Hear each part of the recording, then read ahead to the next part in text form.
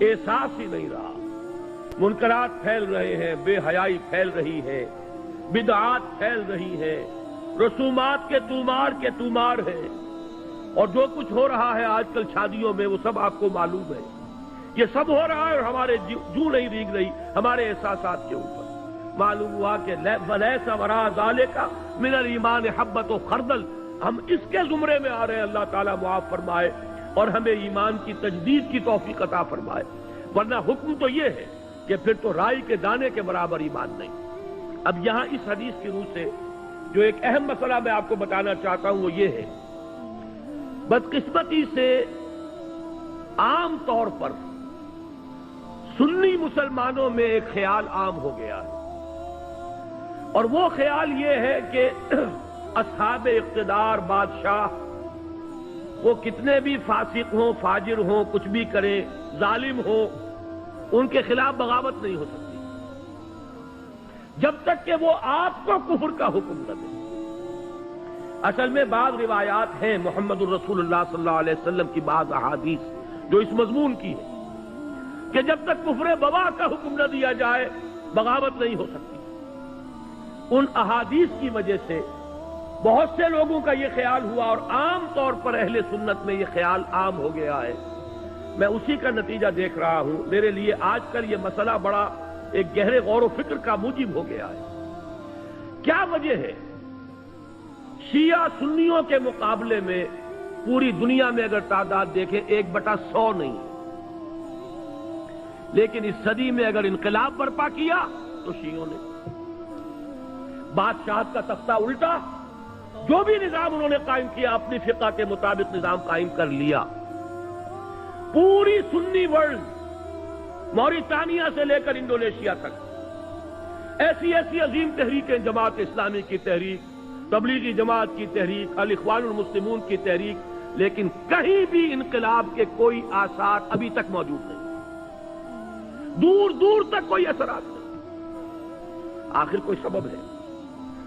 اور طلب مسئلہ ہے. وجہ کیا ہے؟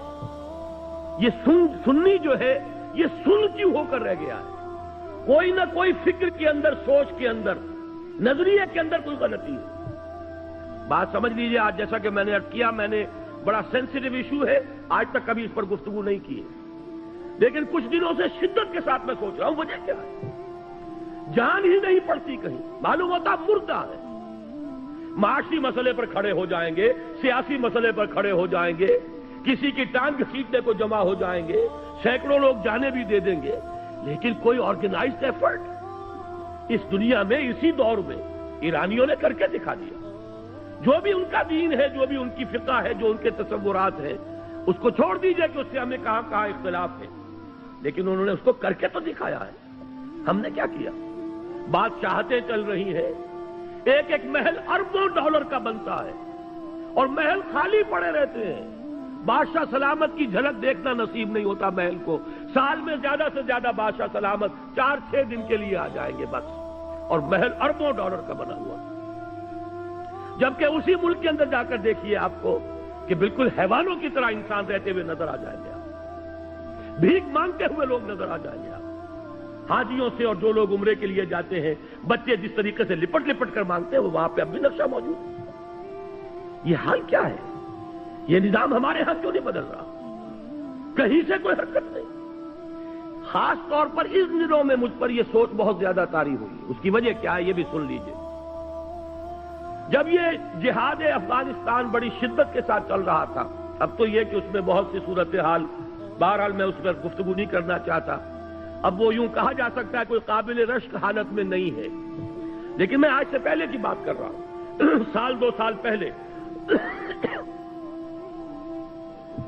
روسیوں کے وہاں سے جانے سے پہلے جو شکل تھی، اس وقت ایک بات متواتر سننے میں آ رہی تھی کہ جہاد افغانستان کا فال آؤٹ، یہ جو ترکستانی ریاستیں ہیں رشیا کی، USSR کی، یہ سمرقند اور بخارا، یہ ریاستیں، ان میں بڑے اثرات پھیل رہے ہیں اس کے. ان میں اسلامی جذبات، دینی جذبات زندہ ہو رہے ہیں، اور انشاءاللہ روس کو لینے کے دینے پڑ جائیں گے.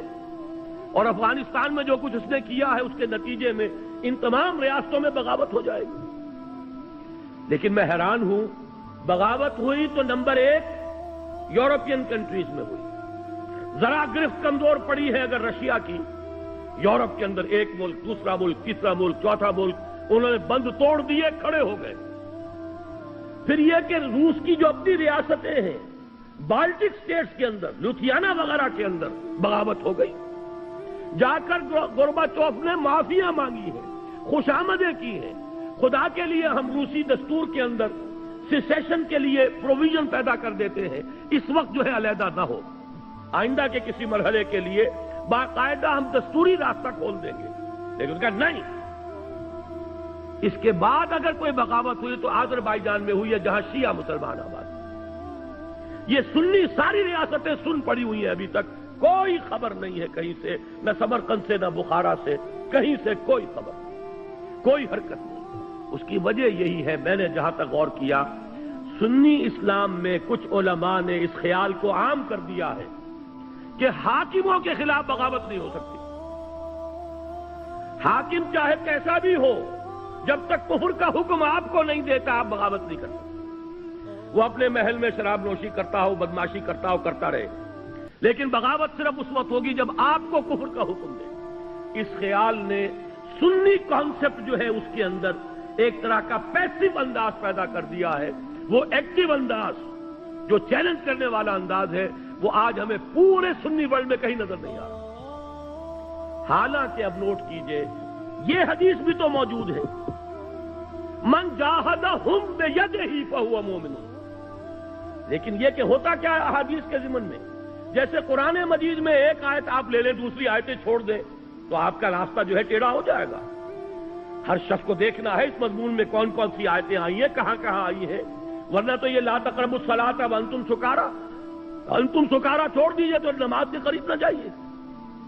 حدیث میں جہاں وہ حدیث موجود ہے کہ جب تک وہ کفر کا حکم نہ دے بغاوت نہیں کر سکتے، وہاں یہ حدیثیں بھی تو موجود ہیں کہ جب وہ لوگ ہوں برسر کار کہ جو یفعلون ما لا یؤمرون ویقولون ما لا یفعلون فمن جاہدہم بیدہ فہو مومن، یہ جہاد بالید کس شے کا نام ہے؟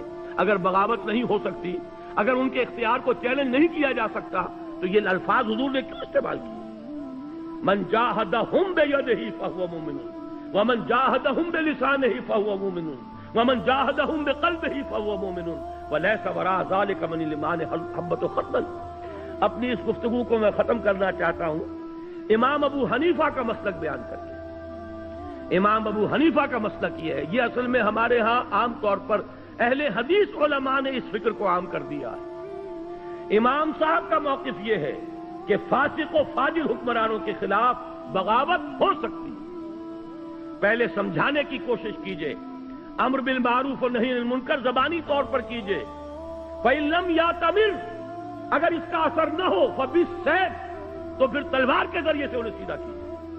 یہ موقف ہے امام ابو حنیفہ رحمۃ اللہ علیہ کا۔ فقہ حنفی کے اندر اس بات کی اجازت موجود ہے، اگرچہ امام صاحب نے اس کے لیے ایک شرط عائد کی ہے، طاقت اتنی ہو جانی چاہیے کہ کامیابی یقینی ہو جائے، یہ نہیں کہ چند آدمی کھڑے ہوں، نعرہ لگائیں، پھانسی چڑھ جائیں، بات ختم ہو جائے۔ پہلے طاقت پیدا کیجیے، دعوت کے ذریعے، تنظیم کے ذریعے، تربیت کے ذریعے آپ ایسی طاقت فراہم کر لیں، پھر یہ ہے کہ بغاوت کی بھی اجازت موجود ہے، بغاوت حرام نہیں ہے ہمارے دین میں۔